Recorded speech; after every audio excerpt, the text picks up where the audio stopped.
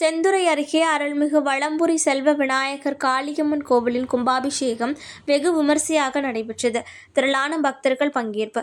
அரியலூர் மாவட்டம் செந்துறை அருகே சிறுகளத்தூர் கிராமத்தில் அமைந்துள்ள பிரசித்தி பெற்ற அருள்மிகு வளம்புரி செல்வ விநாயகர் அருள்மிகு காளியம்மன் திருக்கோவில் புனரமைக்கப்பட்டு கும்பாபிஷேகத்தின் தொடக்கமாக சிவாச்சாரியர்கள் மந்திரங்கள் ஓதி கணபதி ஹோமத்துடன் யாகசாலை பூஜை நடைபெற்றது.